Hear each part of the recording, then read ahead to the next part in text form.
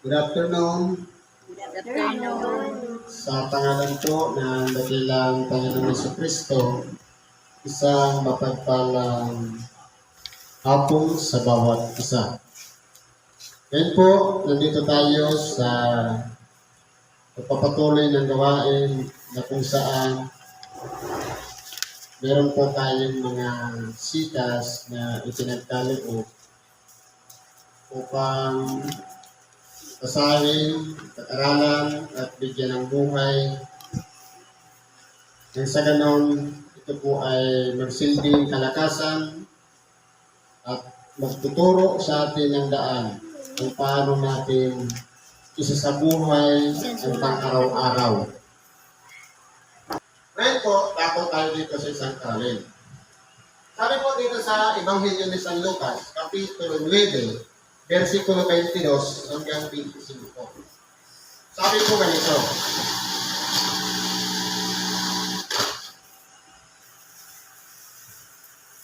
na sinasabi, kinakailangan magbata ng maraming mga bagay ang anak ng tao. At itatakwil ng matatanda at ng mga pangulong saserdote at ng mga eskriba at patayin at muling ibangon sa ikatlong araw. Ngayon po, ito pong sinasabi ng ating dakilang Panginoon, ipinapahayag niya na doon sa kanyang mga alagad ang nangyayari sa kanya. Sino po yung tinatawag na anak ng tao? Walang iba, yung katawan ni Kristo. Kasi po, iba po kasi yung anak ng Diyos sa anak ng tao. Halimbawa, ang anak ng Diyos, ito po yung tawag doon sa Espiritong nasa loob mismo ng katawan ni Kristo. Kaya tinawag siyang anak ng tao sapagkat itong katawan na pinananahanan ng Espiritu ng Diyos na nabubuhay bilang si Kristo, iniluwan po siya ng isang tao. Kaya tinatawag siyang anak ng tao. Sa makatuloy, sa isang salita, katawan. Kaya tinatawag na anak ng tao. Anong mangyayari sa anak ng tao o sa katawan ni Kristo? Tatakwil ng matatanda. Nangyari po ba? Opo, nangyari. Bakit? Sa maraming, o sa namin ginawa ng ating dakilang Panginoon, nagpagaling siya ng mga may karamdaman. Ang bulag na nakita, ang bingi nakarinig, ang mga pilay nakalakad, pati yung may mga malulubhang sakit, nagsigaling, mga kitaw, at kung ano-ano pa man. Lahat ng yan pinagaling ng ating dakilang Panginoon. Pero, pagdating sa hukuman, sa harapan ni Poncio Pilato, anong ginawa? Pinaratangan siya ng mga matatanda na isang mamamatay tao. Anong ginawa ni Pilato? Inilabas niya ngayon si Barabas, pinapili ang mga matatanda. Nasusulat ika nga na kinakailangan magpalaya ng isang bilanggo. Ano yung pinili ng mga matatanda? Walang iba. Palayain si Barabas. Ipako ang taong yan. Ganyan po manghusga ang mga matatanda. Sa kabila ng ginawa ng ating dakilang Panginoon, na pagpapagaling, pangangaral ng Ebanghelyo, ito ang isusupli. Ipapako siya sa krus. Makatwiran po ba yun na gawain? Lalong-lalong na sa mga matatanda. Dahil sinabi na ng una ng ating dakilang Panginoon, hindi pa man nangyayari o kung sakaling mangyari, sumampalataya tayo na siya na nga ang sinugo ng Diyos. Nangyari nga. Itinakwil siya ng matatanda, ipinagpalit. Sa halip at ating dakilang Panginoon ang pinalaya ng mga tao, si Barabas ang pinalaya. Pati yung mga pangulong sa saserdote, kasali pa sa nag-iisa. Pati mga eskriba, para siya'y patayin. Pero sinabi na muna ng ating dakilang Panginoon na kinakailangan siyang mamatay at ibabangon muli sa ikatlong araw. Pero hindi po yan ang unawaan ng tao kasi wala pa kahit noon ni minsan na isang tao na pagkatapos na mamatay, muling mabubuhay. Si Kristo lang po, sa Kanya lang nangyari yan. At sinabi niya sa lahat, kung ang sinumang tao ay ibig sumunod sa akin, ay tumanggi sa kanyang sarili at pasanin sa araw-araw ang kanyang krus at sumunod sa akin. Tayo po, sa pamamagitan ng Ebanghelyo, sa pamamagitan ng pangangaral ng salita ng Diyos, nakilala natin si Kristo. Ano man ang ating naging kalagayan, tayo man ay may karamdaman, kasama lamang na may karamdaman, meron tayong katungkulan sa simbahan, meron man tayong tungkulin sa pamamahala, kung isang kapatiran, kasama na tayo sa tinatawag na tagasunod ni Kristo.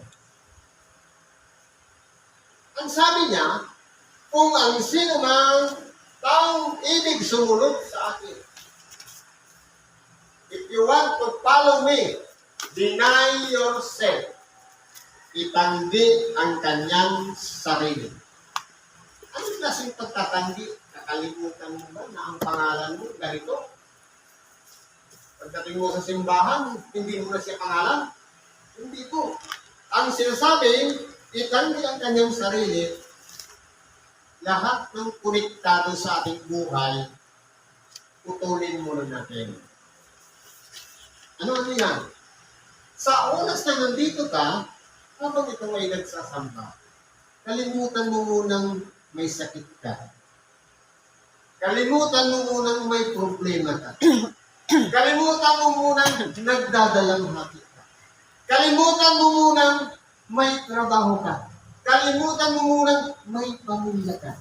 Ibig sabihin, ang gusto ng ating dakilang Panginoon, i-focus natin ang sarili, tayo at siya. Sa makatuwid, para makapokus tayo sa ating gawain, sa pagsunod sa ating dakilang Panginoon, kinakailangan itanggi yung mga bagay na konektado sa ating buhay para ano? Para nakapokus tayo sa Kanya lang. Walang kaagaw, walang anong mga bagay na pinagkakaabalahan tayo dahil ang gusto ng ating dakilang Panginoon, one-on-one siya lang. Pinakausap natin siya sa panalangin at pinakausap niya tayo. Pinapadama sa atin ang pagmamahal niya. Kaya nga siya naglagay ng pangaral sa iglesia. Naglagay siya ng apostol, ng pastor, ng propeta, ng tumutulong sa may karamdaman. Kung posisyon po yan ng isang iglesia. Sa makatuwid, kung nandito ka, nakikita mo lahat yan. Nasumpungan mo na ang iglesia na itinatag ng Diyos. Paano masasabi mo itinatag ng Diyos? Wala naman taong nag-leader dito. Pero buong Pilipinas, mayroong samahan ganito. Hindi naman magkakakilala yung mga leader. Yung mga kasangkapan, mga evangelista. Pero pag nag-meet sila, pare-parehas ang ginagawa. Isa lang, sapagkat mayroong isang espiritu lang ang kumikilos sa lahat at para sa lahat. Ganun po yun. Kaya po, kung gusto natin sumunod kay Kristo, dapat gawin natin siyang priority, walang sagabal. Kakalimutan muna natin, ay sayang. Meron pala akong lulutuin, pang merienda mamaya. Pero hindi mo muna niluto dahil kailangan paglaanan mo yung araw ng pagsasama. Meron kang biyahe, pero nandito tayo. Para makinig ng Ebanghelyo, ibig sabihin, priority natin ang Diyos at si Kristo. Ano kung sabi niya? Pasanin sa araw-araw ang kanyang cross. Ano po yung cross? Ito po yung mga sakripisyo. punta ka na lang ng simbahan, mapaplatan ka pa.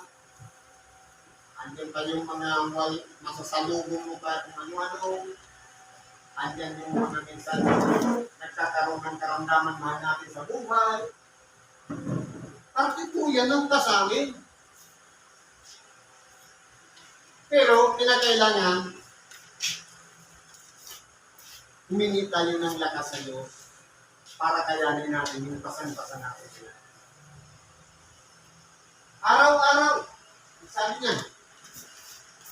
Pero, habang pasan-pasan natin yan, sumusunod tayo kay Kristo. Ibig sabihin yan, ginagawa pa rin natin yung programa ng Diyos, yung programa ni Kristo sa makatuwid bagay. Naglalaan tayo ng oras o panahon para magsamba sa kabila ng kabigatan na dumarating sa ating buhay. Ibig sabihin, hindi siya nagiging dahilan para magputol yung ating pagsunod sa ating dakilang Panginoon. Anong sabi dito? Sapagkat ang sino mang mag-ibig iligtas ang kanyang buhay ay mawawala nito. Kahit anong kasasalba natin sa ating buhay, kung kapanahunan niya talagang mamatay, talagang mamamatay talaga niya. Pero ang sabi dito, dapat po ang sino man mawala ng kanyang buhay dahil sa akin, ay maililigtas nito at yaon. Hindi lang yung buhay dito sa ibabaw ng sanlibutan, kundi pati sa pangalawang buhay. Maililigtas tayo niya. Kaya kung pag-aaralan po natin mga kapatid, kahit anong pag-iingat natin sa ating sarili, gusto nating abaan ang ating buhay. Pero, tapos na eh. Kumbaga, nung bata pa tayo, nandun yung susi para maging mahaba ang buhay, nagkamali tayo. Ano yung pangako ng Diyos? Sabi niya, igalan mo ang iyong ama at ina, ito ang unang utos na may pangako. Paggalang ka lang yan sa ama, sa ina. Ano ang pangako niya? Upang ikaw ay mapabuti at mabuhay ka ng malaon sa lupa. Pangako ng Diyos, binipisyo. Ahaba na yung buhay, sabi niya, good life and long life. Pag-respeto lang sa magulang.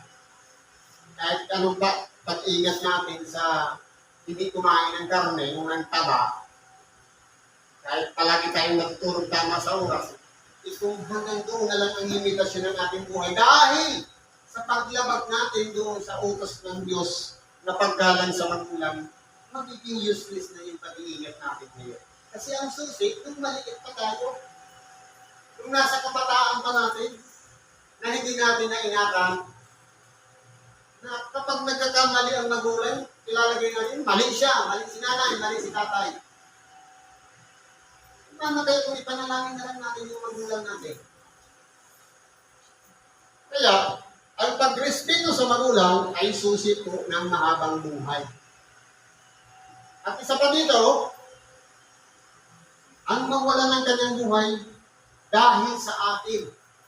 Sa makatuwid, mawalan tayo ng buhay, kasama natin si Kristo, sumusunod tayo sa Kanya, magkakamit tayo doon. Unang-unang kaligtasan natin sa pang-araw-araw. Sinusurvive tayo, binibigyan tayo ng source o pamamaraan para mabuhay. Siyempre, puspos pa ng biyaya. At higit pa sa lahat, sa ikalawang buhay, ligtas tayong nag-iisa natin kaluluwa. Hindi ba ang ganda ng benepisyo na ibibigay ng ating dakilang Panginoon? Kung handa nating ialay ang ating mga sarili dahil sa Kanya. Yung problema, umulang lang, ayaw ko na magpalumuyan. Nagbaha lang, hindi na. Naputol na. Sabi nga, ang mawala ng kanyang buhay, magkakamit ito. Ibig sabihin, kung napapanahon na araw ng pagsamba, kahit delikado pa yung pagdadaanan mo, ang importante diyan, pinalay natin yung buhay alang-alang sa pagsunod kay Kristo. Ibig sabihin, naging priority natin siya. Kahit pigilan pa tayo ng ating mahal sa buhay, Dahil hindi naman sila ang nanumpa, kundi tayo ang nanumpa sa Diyos. Nakapatong ang ating kaliwang kamay sa banal na kasulatan at ang ating kanang kamay nakaganyan. Hanggang kailan mo ititindig ang kandila ni Kristo? Ang sagot natin, habang may buhay. E paano? Dumami lang yung labahin, nawala na yung hanggang may buhay. Ipinagpalit na sa labahan yung araw ng pagsamba. Ano ibig sabihin nun? Marami siyang kasing dami.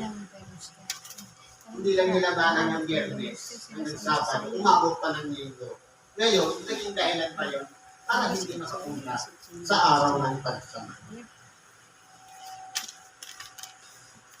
Sabi dito, sapagkat ano ang pakikinabangan ng tao kung makamtan niya ang buong sanlibutan at mawawala at mapapahamak ang kanyang sarili.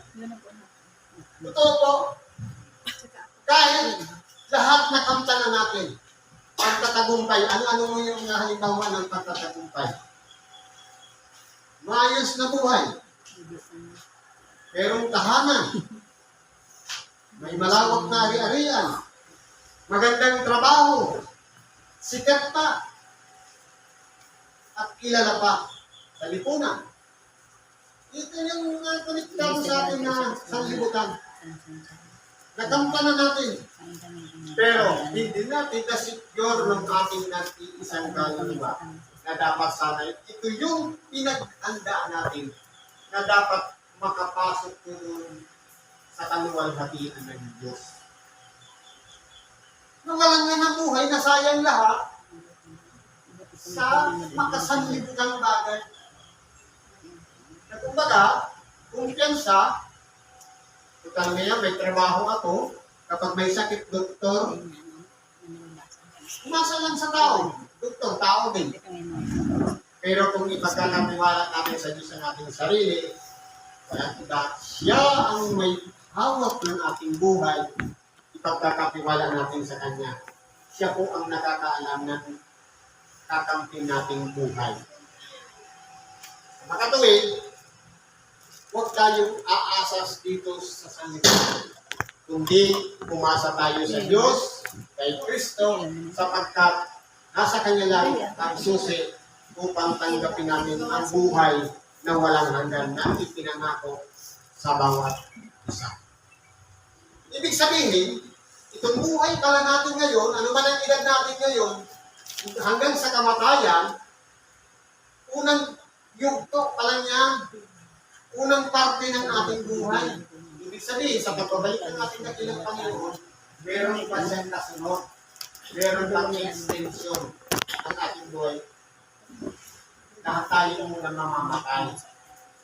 At yung mga nabuhay, sa pagdating ng ating dakilang Panginoon, papaguhin sila sa isang isang para. At yung mga nangamatay naman, na nabulok na, ang mga buto, uli silang lalagyan ng mga liti, at sila'y pagsasama-samahin, magkakaroon ng lamang at kabalutin ng balat at muli silang hiningahan ng hininga ng buhay. Sa makatuwid, pare-parehas na ang magiging kalagayan ng ating katawan sa salubong tayo kay Kristo. Importante, mayroong porsyon sa buhay natin na nakilala natin si Kristo. Kung ngayon man, meron tayong karamdaman sa pagbabalik niya, wala nang karamdaman, wala nang kabigatan, wala nang kapighatian, wala na itong diabetes, wala nang high blood, stroke, wala na. Lahat ng yan, magiging maayos na ang katawang ibibigay sa atin sa magatuwid. Hindi na kinakailangan saktan pa ni Satanas para pagkaroon ng karamdaman. Makatuwid, ito po yung paghanda natin, ang buhay na kasama ni Kristo sa kanyang pagbabalik. Siguro po, ang ganito na lang, pagkikibagi natin sa oras nito. Salamat sa Diyos. At ano man ang ating mga kahilingan, karaingan, ipagkatiwala natin yan sa Diyos. At sabi niya, trust the process. Kung hindi matagal man na ibinibigay ang kagalingan ng ating karamdaman, may proseso po kasi ang Diyos. Para matuto tayo, magtanda tayo, na huwag na natin babalikan yung dahilan kung bakit tayo nagtamo ng karamdaman. Salamat po at mapagpalang hapon sa bawat isa.